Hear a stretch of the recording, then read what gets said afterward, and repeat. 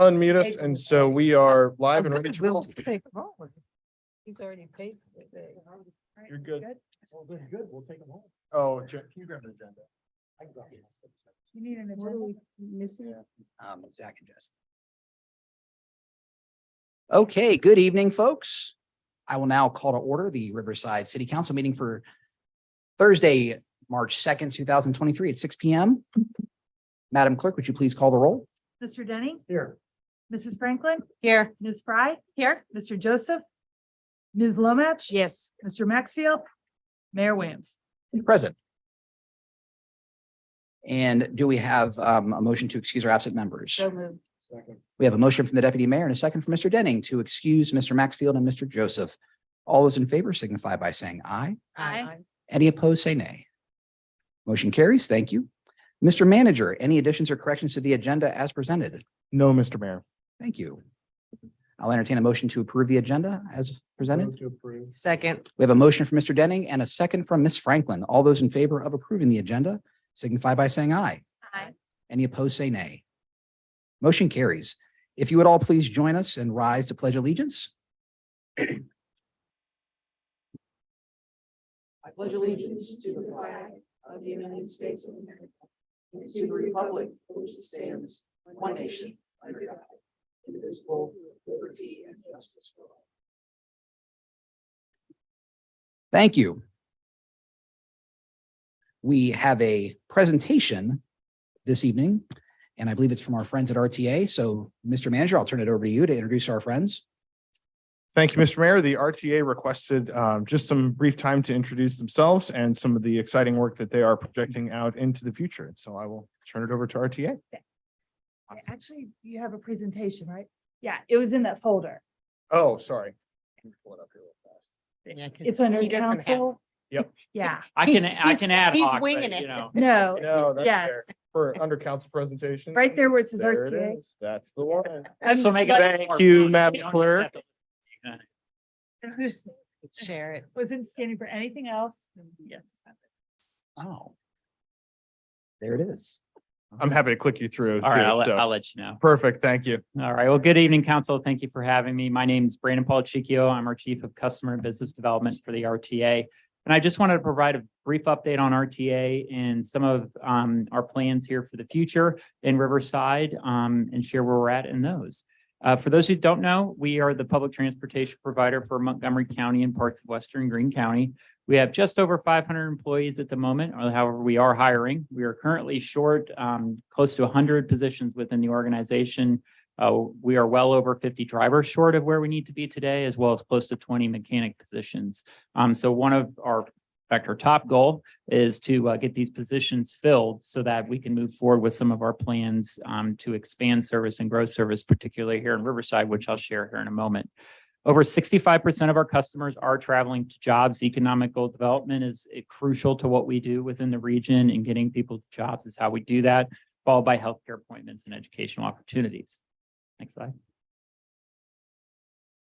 This year, we are celebrating our 50th anniversary. If you've lived in Montgomery County for longer than 50 years, you've probably seen our buses here longer than that. However, this is the 50th anniversary of the Greater Dayton RTA, which we're celebrating this year.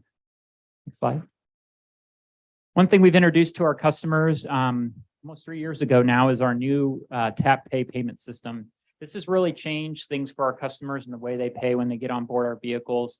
And what it's done is allowed those who are least able to afford, low income, unbanked, underbanked individuals to save money and hold on to their money longer through tap pay.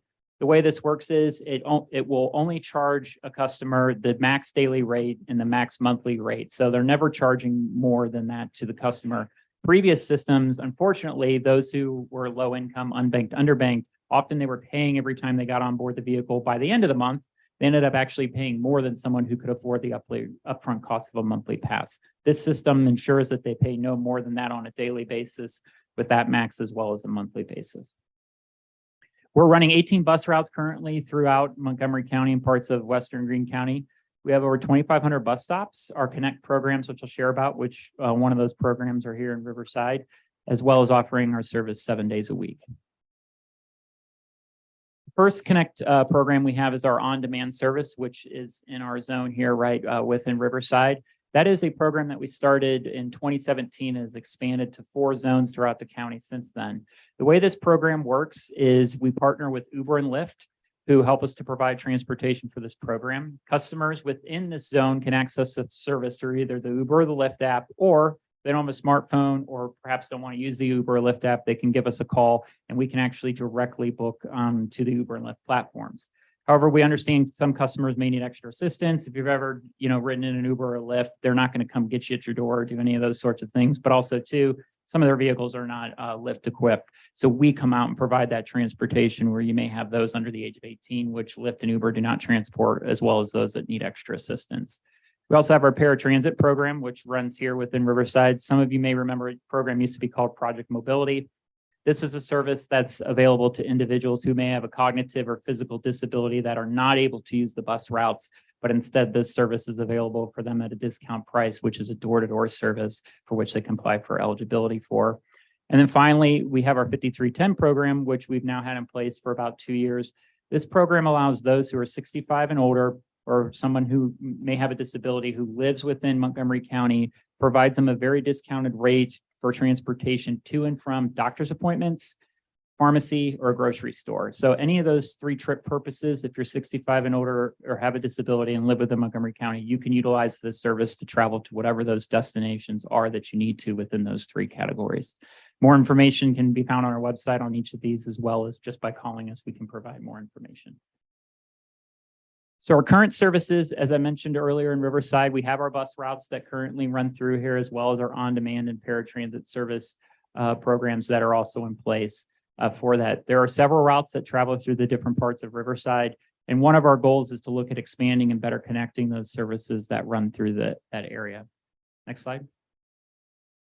We're doing this through our redesign plan, which we're currently undergoing. I want to thank Joshua and his staff. We were able to meet with him to get a better understanding of some of the economic and residential development happening in Riverside.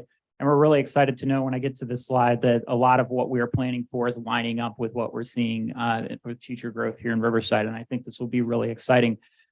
That was a good thing to see. Oftentimes you come in and you catch up and you're not familiar with certain things. So we do this all throughout the county to try and catch up with jurisdictions to understand what their needs are and making sure we're able to do that. Next slide. The program overall is going to increase connectivity throughout the county. It's going to increase the amount of residents within Montgomery County that have access to transportation within at least a quarter mile of any one of our services. It's going to increase access to those who are living in poverty. We're going to increase the amount of job access that we have, as well as maintaining. Currently today, we have 100% coverage of all major hospitals. And then finally, as I mentioned earlier, we will continue to maintain 100% coverage for those 65 and older and individuals living with disabilities residing in the county through those programs I mentioned earlier. This last slide shows the current plan that we are currently out for public feedback on for services. And this primarily focuses on the services here in Riverside. Some of the main features to notice here are that we have some route number changes, not necessarily where the routes are running, but we are changing certain segments of the routes, not here in Riverside, but in other sections, for example, the 18 and 19. Those numbers are changed, but the coverage is still the same. But the biggest add for the city of Riverside is the East Connector. The connector services that we're proposing in our redesign are meant to allow people to connect between routes and not have to come downtown in order to transfer to go to where they need to go. Hopefully with this, it'll allow for better connections in this area through that East Connector that travels up there to the part of Huber Heights all the way down south. You can't quite see it on there. It ends at the Meyer at Stroop and Woodman. So the East Connector here is going to provide access to many key places that were brought up in our discussions with Joshua. So we're really excited for this. We think this will make a difference for transportation access in Riverside, really a lot of Riverside in this with this redesign, but allow people to better connect throughout the entire system through the launch of this connector. With that, I can take any questions. The paratransit and the other option that are more expensive than a regular bus fare, do those customers get the same max cap on their monthly fees? Yes, so that same fare program also applies for those programs. So no one would be charged more than $7 a day. So essentially, they could actually take more trips under this new system for a lesser cost under those programs. And they're also capped on a monthly basis, yes. Thank you. What are the ways of support that a municipality or elected officials like us could provide to the services that RTA is offering, and especially some of the expanded things that you're doing in our region? Is it us pushing it out to our folks? I mean, what can we do to help you get this word out? Well, it's definitely the communities helping us to get the word out, especially when there's expansion like this, when the East Connector comes into play, letting residents know it's there. We can help in terms of getting materials to the community. We can identify where the key points are along some of these service expansions, places where people are going to want to go. But yeah, you guys are critical. I mean, we can reach out to our existing customers, but when you talk about trying to allow others and to know about it that maybe aren't using us, you guys definitely are helpful in getting that message out to the community. Excellent. Regarding the objective of getting within a quarter mile of 70% of the residents, what is the best path forward for that remaining 30%? So I think I mentioned earlier the on-demand program. If you look at that map, that program has really allowed us to reach more of the county through that. When you're looking at some of the other areas in the county, you're talking about the very rural areas. Okay. Our on-demand program expands, for example, as far out into the village of Farmersville. Very low usage.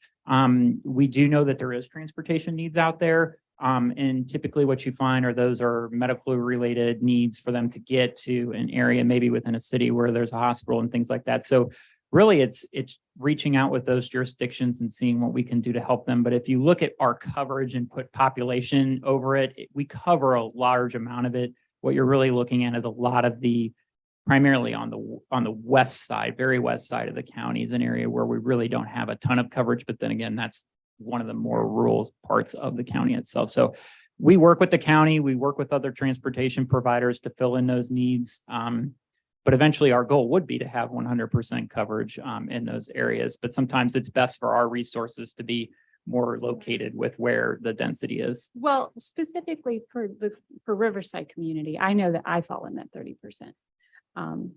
Just by virtue of the fact that, you know, the bus runs along a main corridor and our neighborhood is rather large.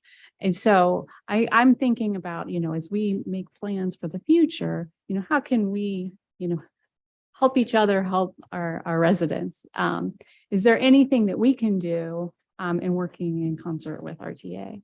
Well, and like I said, we've had a great relationship with Riverside in terms of communications and things like that. Having us involved, not really to make decisions for you, but having us involved at the beginning of discussions where you're talking about economic development and making sure that things are in line with where transit is running. Mm-hmm. If that's something that's, you know, of need for any development that's going in. I mean, unfortunately, we can't be everything to everyone. Right. However, when you're talking about critical economic development, job sites and things like that, it's always important to have us on in the beginning of the conversation, which you guys have. And again, our plans here are aligning well with the development that we're seeing in the future. But I just think it's that advanced communication that allows us to better meet the needs of the community.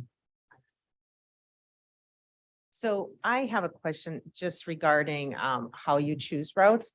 Now, I've noticed in other areas of the country, bus systems go through shopping centers like you know, in front of the grocery stores or malls, things like that. Is there a reason why RTA does not do that in this area?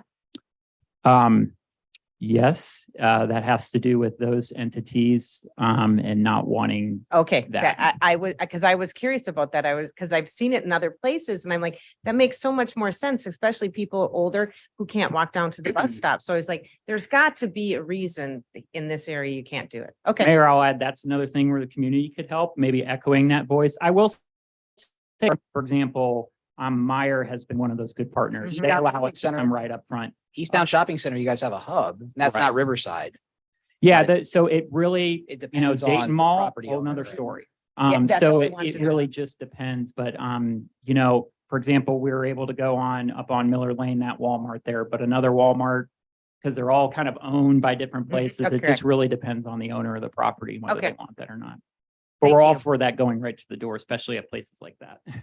I have a question and I realize it might not be something you have the answer to right now, but I'd love for you and the city manager to follow up if there's any data. I'd love to know some of our high school kids that maybe rely on the RTA, that might attend school here in Riverside, but might live in a different part of the county and rely on the RTA. I know that I work at Carroll High School. I know there's a number of kids that take the RTA. There's a bus stop right in front of the school. I'm sure there's students at Stebbins that might live in the city of Dayton and might take the bus. I'd love to know what kind of ridership you see from maybe those two destinations where we have large high schools. And if there's anything on the coordination side that we could do to assist and make it easier for some of those kids to get to and from school. So that'd just be a nice follow-up to just know. We have that, yeah, we have that information. So that's something we. Great. Would you be able to speak to the community bus program at all? Right. So don't worry. The bus is coming. There's a total of 21 community buses that are going out. We've only got 12 out right now. It was supposed to roll out a lot quicker. There was a vinyl shortage, which is kind of interesting. I didn't know that we'd ever see a vinyl Classic. shortage, I guess. But so yours is on the slate to come out. And when it actually does, or it's already out on the map there. You got it from this morning. Yes, Yeah. you've had a busy day. Yes. Yeah, this is Um, a- So for the Riverside Community Bus, that is, while it's RTA's own bus, that's your bus. So Didn't when make we talk about things like community events that you may have here in Riverside, if you reach out to us, let us know in advance. Those things can come to things such as parade, different community events that you may have. We've got communities that use them as cooling, warming stations, but really it can be utilized for what you may need. So just let us know and we'll make sure that we're able to coordinate that to have the vehicle here. It will be on the road for the life of that vehicle. So 10 to 12 years, that bus will be running around. So don't change your colors. So I joke. and tell everybody. Can we make a note for Jesse? Fair enough. Yes. I can tell you, but thank you also too for picking a really good color because there was one jurisdiction where our graphics team came today and they brought me 3 metal swatches of color because the community has a color that we just can't seem to get Sherman-Williams to match exactly. So we're like, well, they have these 3 options. They should pick which one they think matches the best. So, but yeah, no, it's going to be there for however often you might need it over the next, 10 to 12 years. Thank you. That's great. Josh, we're already in that process, right? Yes, we were contacted a little while ago to basically to generate some design ideas. And so I know they've been in touch with Ms. Bartlett. So we'll keep that conversation going. All right. Any other questions for our guests? I know you've had a busy day.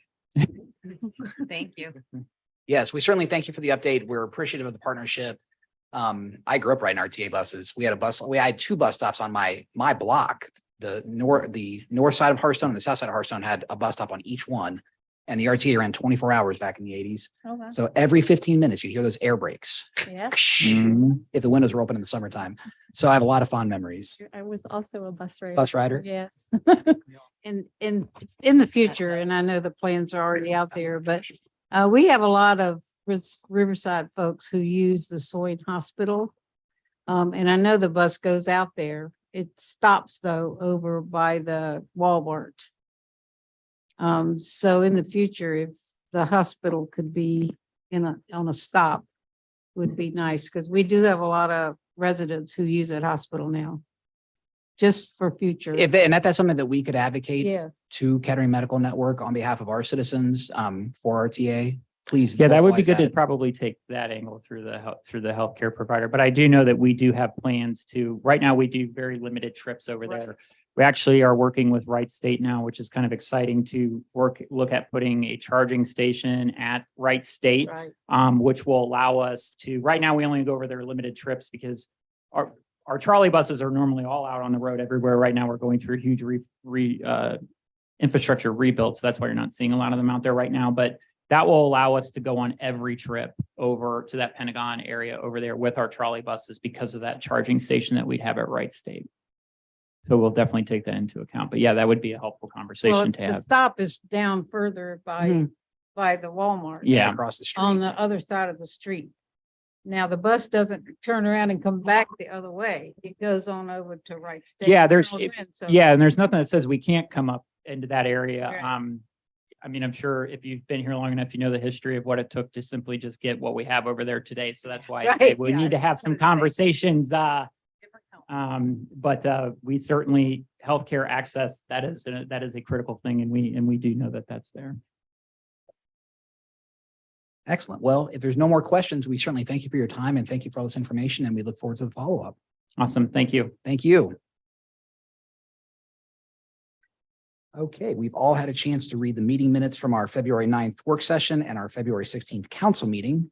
Move to approve. Second. We have a motion from Mr. Denning and a second from Ms. Franklin to approve the meeting minutes from February 9th and February 16th as published. All those in favor signify by saying aye. Aye. Any opposed, say nay. Motion carries.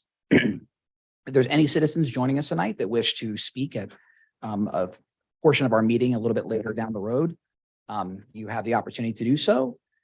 Please turn in a slip to the clerk, whether you want to speak on agenda or non-agenda items. Thank you. And we will move into department updates, and I'll turn it over to the city manager. Thank you, Mr. Mayor. First up is finance, and I'll turn it over to Mr. Garrett. Thank you, Mr. Rowe. Well, we in finance continue to work with ongoing operations. We've now finished getting out all of the end of year tax reporting forms and various other reports that have to do. We've of course started using our new software. I guess we've done 3 payrolls in the new software and a couple of check runs. In fact, we're working one right now. So we're still getting used to the new system. There's a lot more to learn. In your packet, you had financial reports. You see that they're a lot more detailed than we had in the old system, and take a little while to digest, if you will. Coming up next week, midweek, we are renewing the right point note that we have.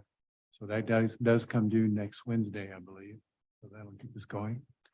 CCA's been helping us out a little bit. Well, in the month of January, we got just over $1 million in income tax collections. In February, it was about 650,000, if you will. Of course, it's a little early to predict much of a trend yet. That's tax filing season. But there we go. So is there anything else we can help you out with? Questions for Mr. Garrett? This isn't a question. I just want to say there's a lot of public feedback on the media about appreciation for the help that they're getting at the city on their taxes. And I think most of it's been really, really positive. That's true. CCA was in here Right. just yesterday, and I think they had a full slate of about 20 appointments. But they're coming back again, right? Yeah, they'll be back twice more. Right. One is April 14th, and then I think it's late March, about March So 20th. we can push those dates out again. We certainly will. Okay, thank you, Mr. Garrett. And on to the administration report. And in administration, Mr. Lore. We're trying over here. Sorry about that. Good evening. I just have one item for you tonight. We're keeping the aggregation project moving forward. You should, we're going to be having the public notices for the meetings that are required for us to have for it's the plan of governance for each aggregation program. So the meetings are going to be on March 20th. We're going to have one at 10 o'clock for the electric aggregation, with the natural gas aggregation to follow after that. And then we're going to have our second set of hearings at 6 p.m. that evening.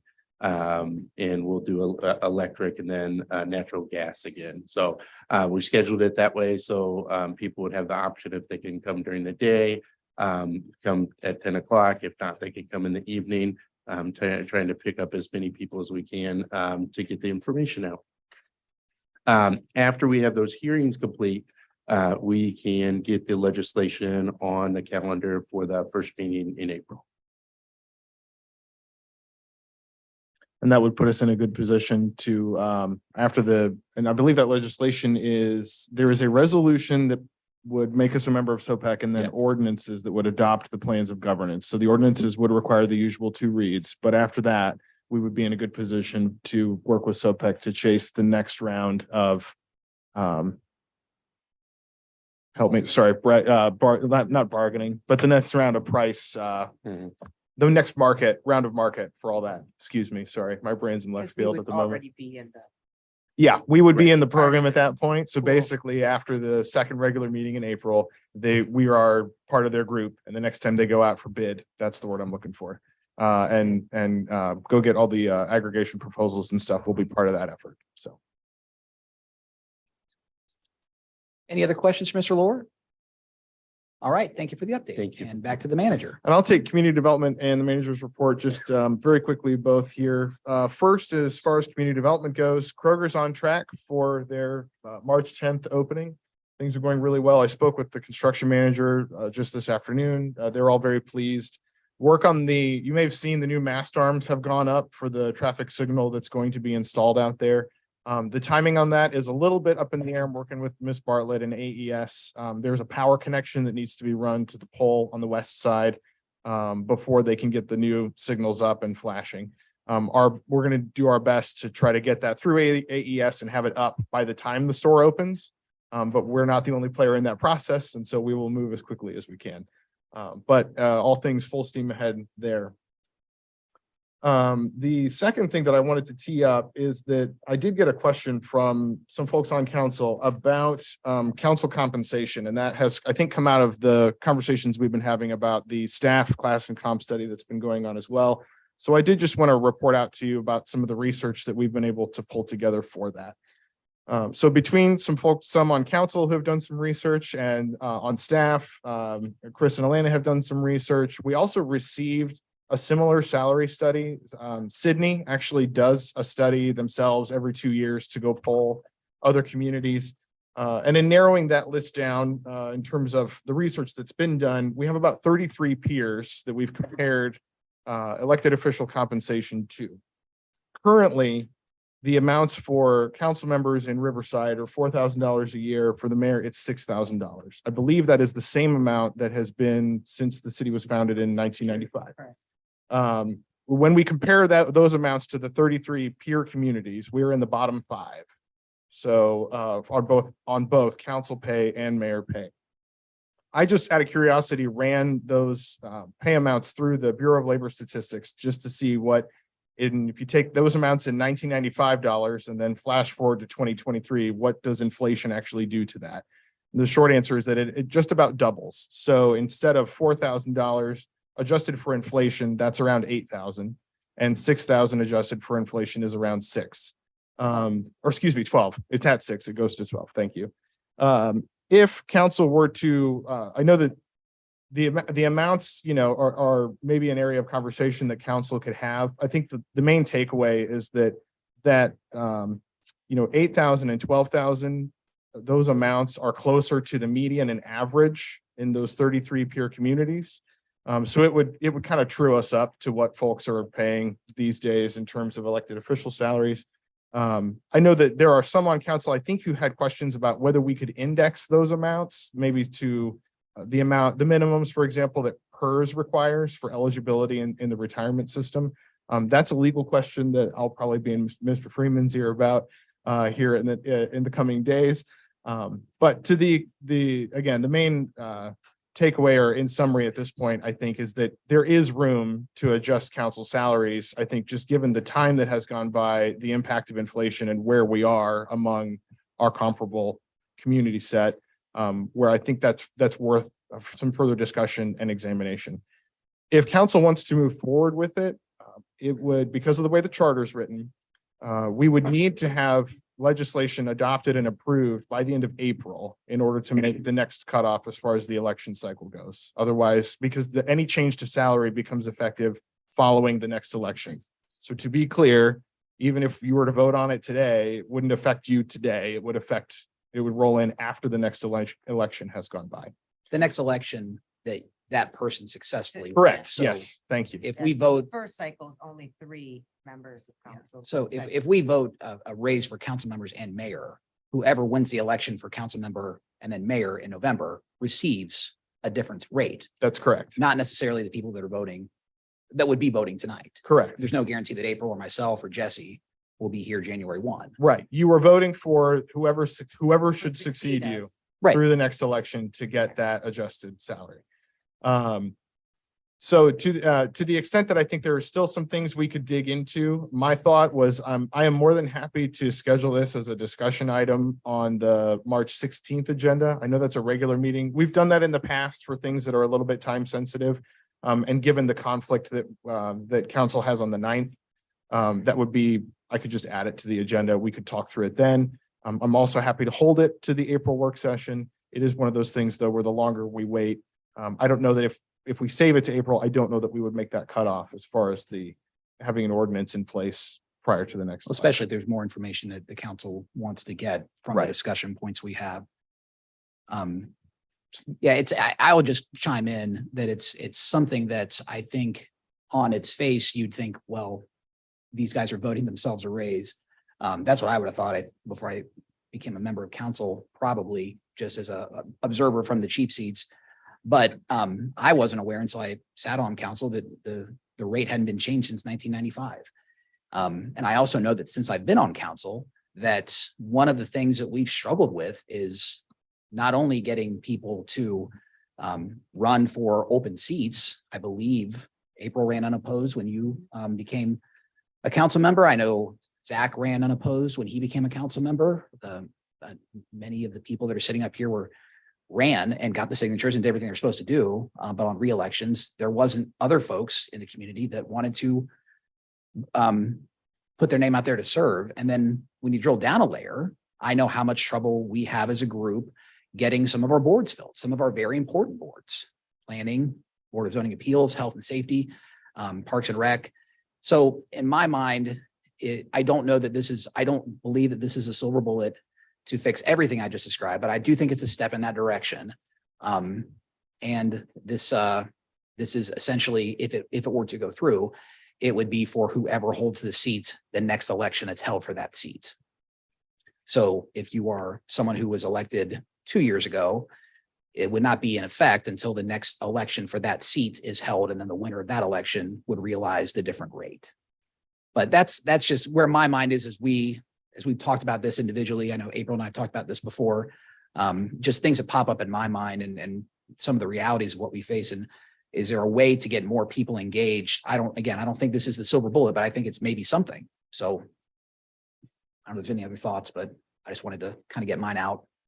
Yeah, so if we are going to talk about it in March, one of the things I would want to have as part of my decision-making process is whether there's any data that supports Pete's suggestion that it might help with recruitment. Certainly. I would also want some information about the timing of staff's the comparable Comp study. comp study and when is staff going to be seeing adjustments in their pay? Mhm. So the timeline would be what I would be looking for. Okay, we can get you that.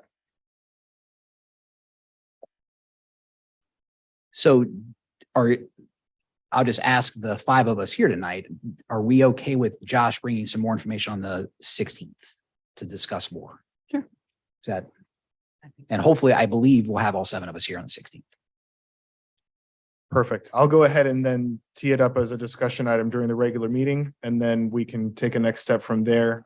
We should have enough time on the calendar to have basically to schedule another work session if we should need one. So, And we can always talk to the city manager if there's individual questions that he could answer for us. Right. Mr. Denning. I do want to, my understanding, if we wanted to index this, the whole purpose of that is so that this doesn't happen again. So somebody doesn't have to vote on it again in the future. It just automatically.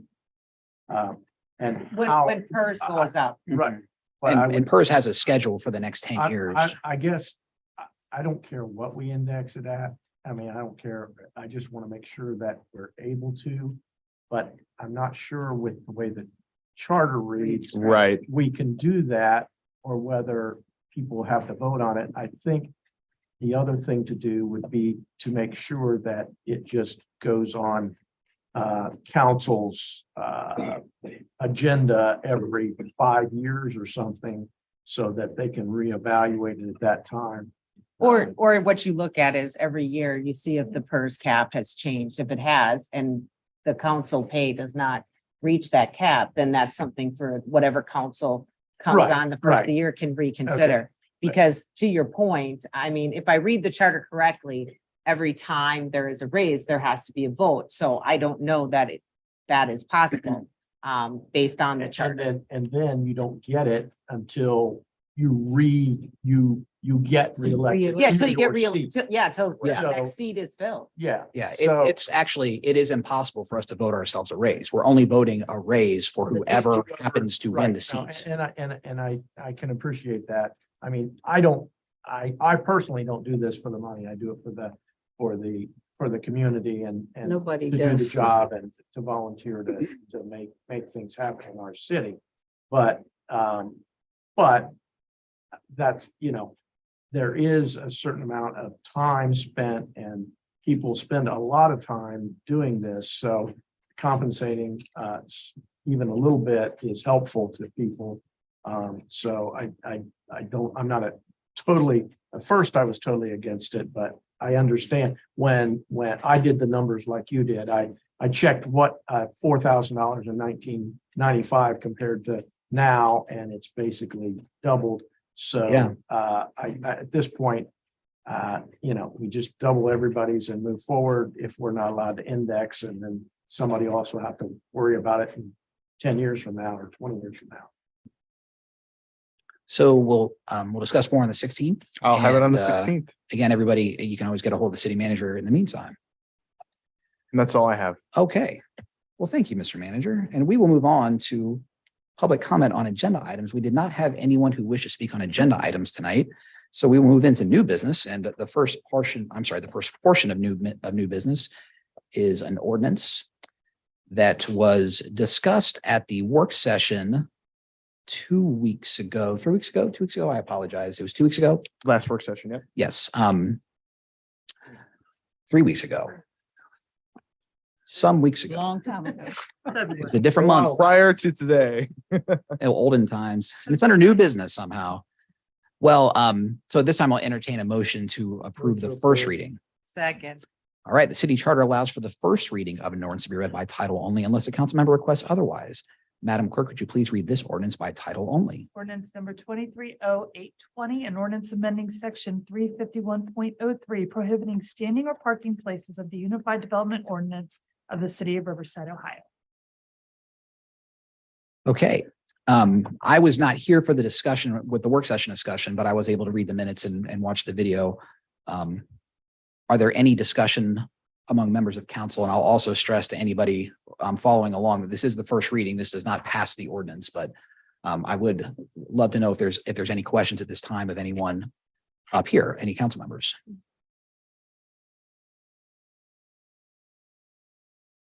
Okay, hearing none, Madam Clerk, could you please call the roll? Mr. Denny. Yes. Mrs. Franklin. Yes. Ms. Fry. Yes. Ms. Lomax. Yes. Mayor Williams. Yes. And the second ordinance, ordinance 23-0-821. I'll entertain a motion to approve the first reading at this time. So So moved. Second. We have a motion from Mr. Denning and a second from Ms. Franklin. The city charter allows for the first reading of an ordinance to be read by title only unless a council member requests otherwise. Madam Clerk, could you please read this ordinance by title only? Ordinance 230821, an ordinance amending chapter 131, Public Health and Safety Commission of the city of Riverside, Ohio. Is there any further discussion from members of council? Mr. Denning? I read through this, and the only question I have is whether or not I don't believe that a member of council should be a voting member of public health and safety. I believe that we should have 5 volunteer members, and then if we could have a ex officio member from council to be there to keep things, answering questions, but also to be the person that comes back to the rest of council and explains what's going on. I know that none of us would intend to be, but people look at us differently just because we're on council, whether we see ourselves that way or not. And I just think that would be not necessarily a good thing.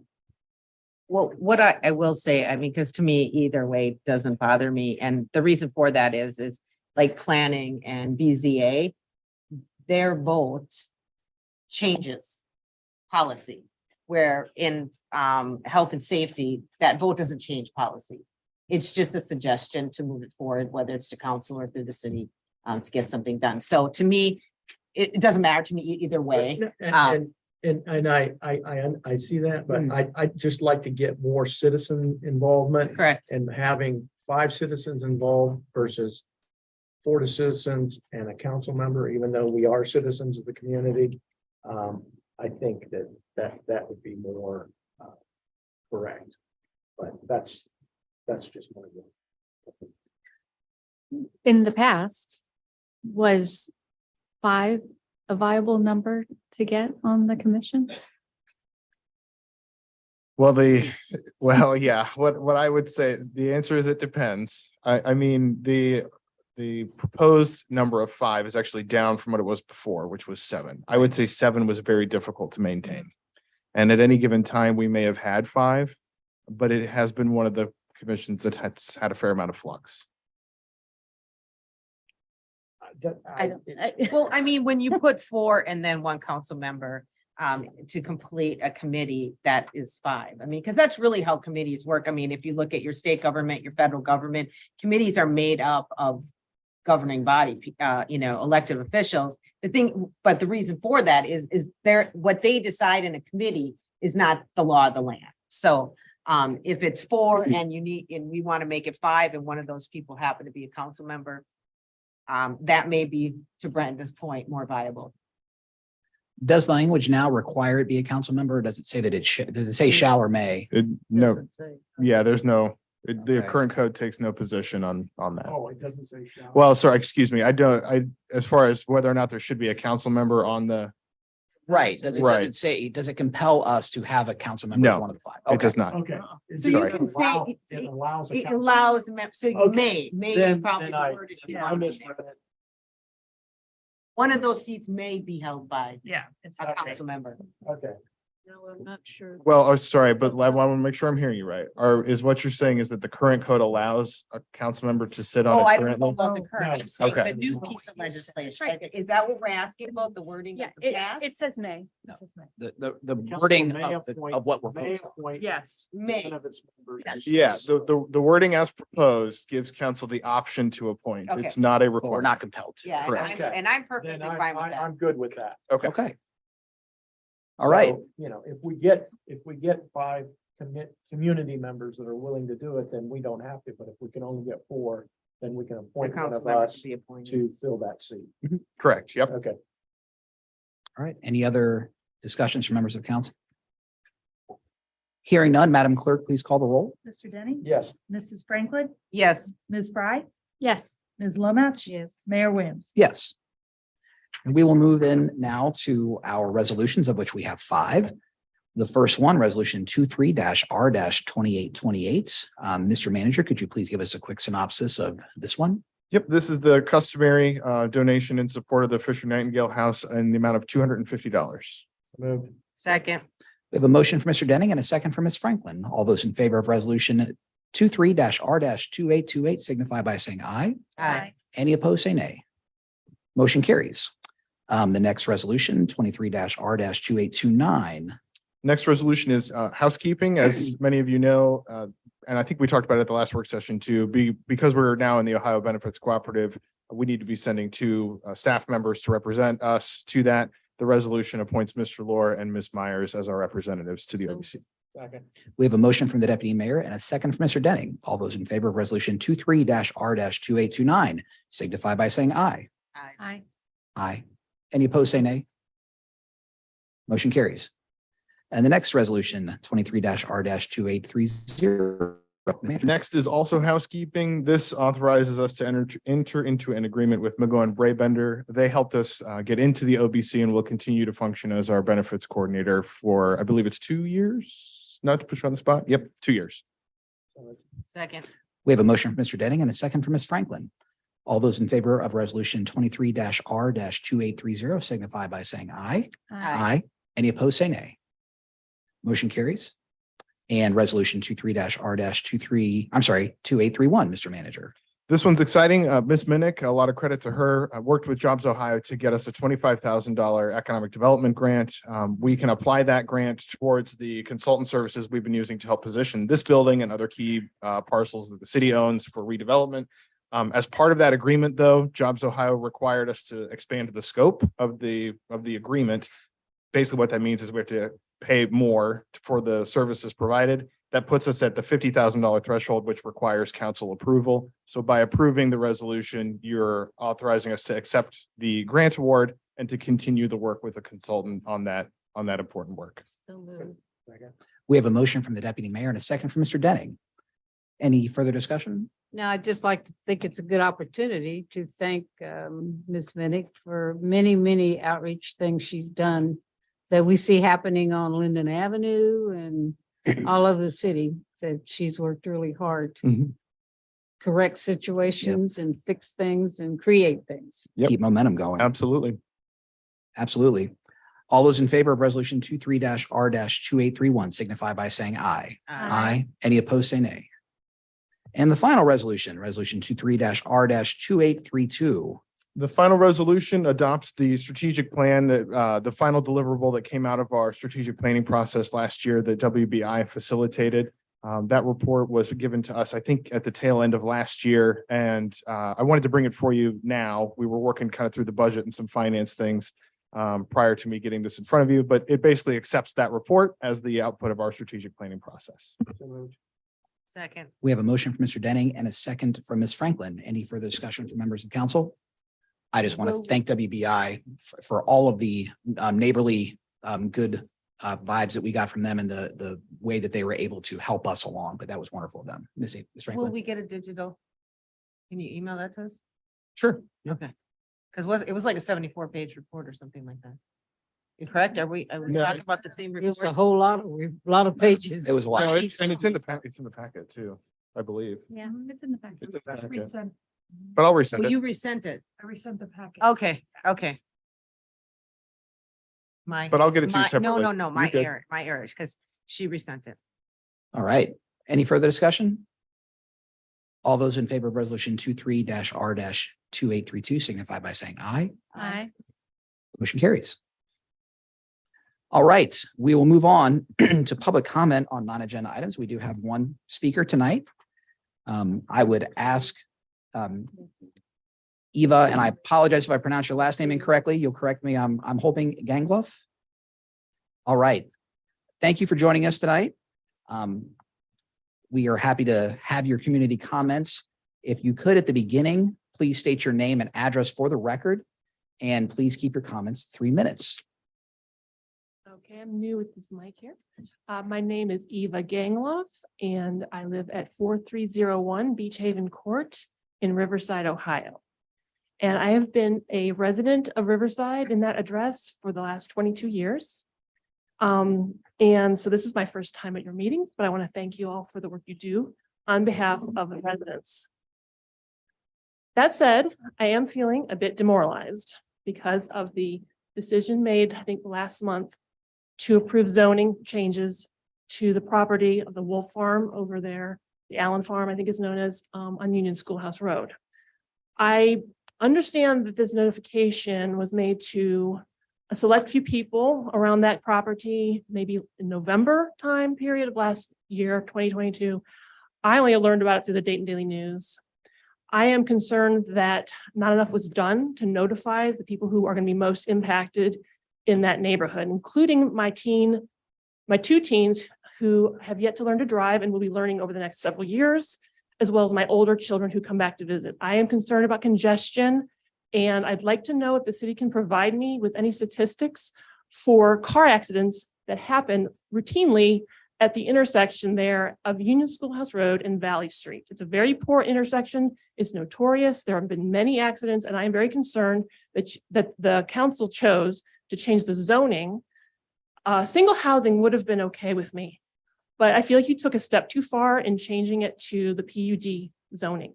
To me, that says you are more interested in packing in as many people as you can on that property rather than making it better for all the residents. So as much as I know we need multiple housing for the greater good, I also don't think that's necessarily the site for it.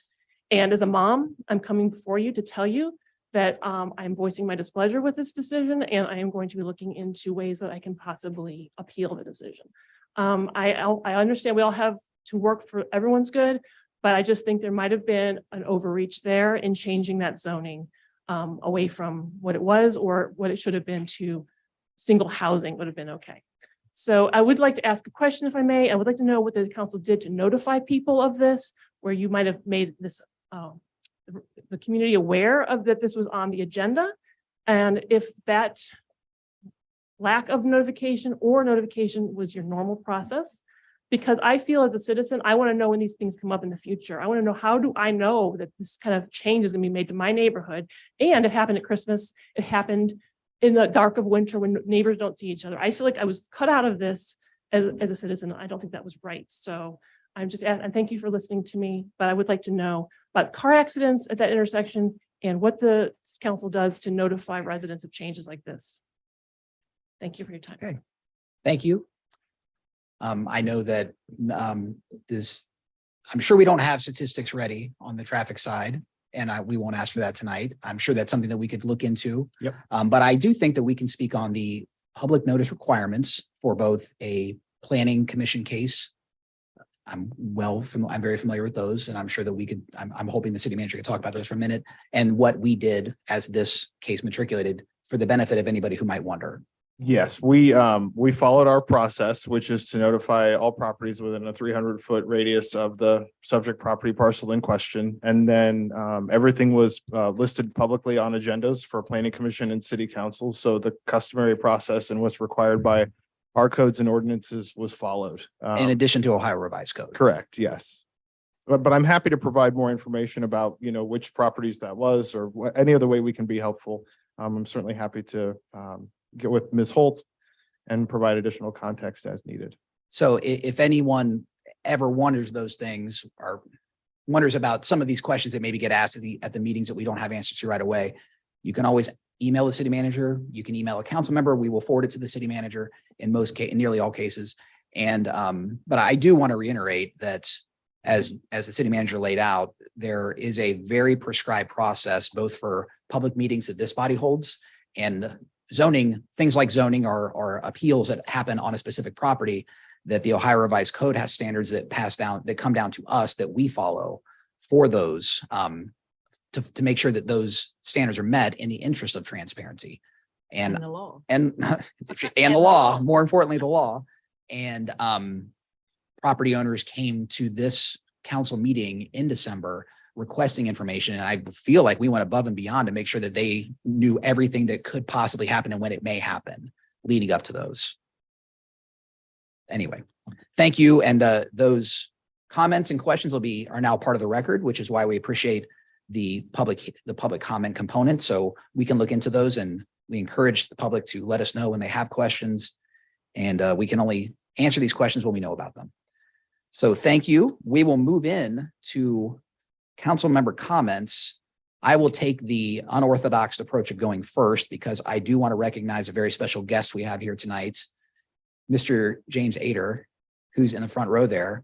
James is a member of Troop 329, which is a Boy Scout troop, a BSA troop that my sons are also a member of. And he also happens to be the nephew of a council member, Brenda Fry. So I wanted to welcome James tonight. And James, you're working on a merit badge citizenship. James, I don't want to put you on the spot, but can you come to the podium real quick? I don't want to put you on the spot, but I'm going to put you on the spot. Could you just pull the microphone down and just tell us what you're here for tonight? just to get some information about what's happening in the city of Riverside. And this is your citizenship and community merit badge, or is it citizenship in the nation merit badge? There's a couple different ones. Community. Wonderful, wonderful. Well, I hope you encourage the other members of Troop 329 to attend a Riverside City Council meeting, especially my sons, who probably should have been here before you were. I have this RTA report that I have a copy of, so here's. Oh, yeah, a copy take of the this. report that was given tonight by the RTA that you can. Show that to peruse. Mr. Finnegan, and that way Yeah. he knows you were here. And that's all of Perfect. the information that was just up on the screen. Perfect proof that you were here at the meeting tonight. So You can come up. yeah, come up and grab this, James. Yeah. Say hi to your aunt. She's right here. Yeah, that has all those pictures and maps and stuff. Thank Good you. luck. Thank you for joining us tonight, James. And also,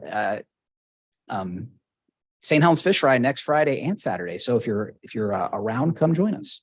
And then I'll kick it back down to Mr. Denning. You want to say hi to your nephew too? I already embarrassed him. You can say. You can No, I'll be- just wait.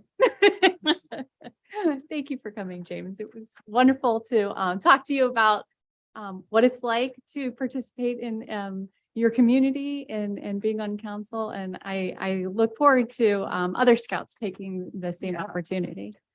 He's ahead on that merit badge. I know that. He He's is. got a leg up. I just wanted to give a thank you to everyone that participated in our blood drive on Monday. It's definitely one of my favorite ways of engaging with the community and being of service. And our next blood drive is in 8 weeks, just when all of our donors are ready to donate again. Where was I? Good question. Dodging tornadoes in order to donate. Yeah, we dodged tornadoes. Was this But Monday I or won. Tuesday? It was Monday. Monday. Yeah. Monday. You didn't. Was that the day that the weather got really bad? Yes. Yeah. I was at St. Helens picking up my kids and they made us all go into the gym and then the locker rooms to take shelter. That's what we did. Yeah. We had to all go in the conference room. So we were all late to our blood appointment. I mean, I wish I was here. Just couldn't make it. That is all. All right. Miss Lomatch. Okay, well, the RTA obviously was the big deal this morning, as well as there's a training opportunity on May the 17th. MVRPC and the emergency management are putting together a workshop. Obviously, the train wreck issue in Ohio, and many people remembering back the train wreck in 86 in Miamisburg that was almost as serious as this one. They're going to be sure that everybody has updates and has reviewed the programs and the workshops on the 17th of May. I'm going to try to go, but if a staff member could try to attend this workshop, it's free. I'll certainly circulate it. I got the info for you. Thank you. All right.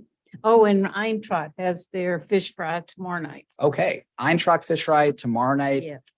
Carol Fish Fry the next Friday. And then I think there's another, Rabba has a fish fry coming up soon. I'll make Yeah, sure I'm that not sure what that. Jesse will let me know and I'll It make was sure on to get the some of email that today, information so- out. A lot of fish fries. April. Didn't we already have that Tuesday? We already had, we're supposed to be, I mean, in Lent, you're supposed to be giving up stuff and they give you all this fried food and French fries and hush puppies and well, how am I sacrificing here? I have not.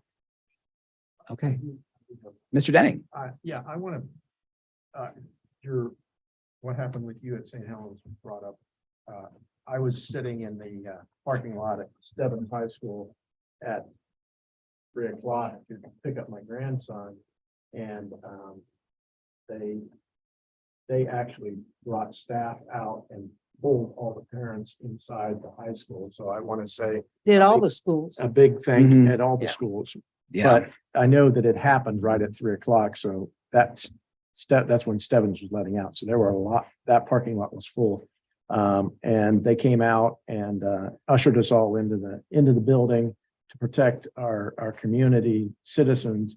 And I think that was very good of the staff there to do that. I know you just said that they did the same thing. Yeah, at they did the St. same Helens. thing. So that means that our community cares about our community. And I think that's a big plus for everybody. And I just want to say thank you to the Stebbins staff for doing what they did. It's wonderful to hear, but not surprising at all. It really Yes. isn't. The school district in general, it was just strange seeing buses running at 4:30 and 5 o'clock. Yeah, they were behind at that point, Yeah. but that's a they small got the price, job done. small price to pay. All right, at this time, I will entertain a motion to adjourn. So moved. Second. We have a motion from Mr. Denning and a second from Ms. Franklin to adjourn at 7 PM. All those in favor signify by saying aye. Aye. Any opposed,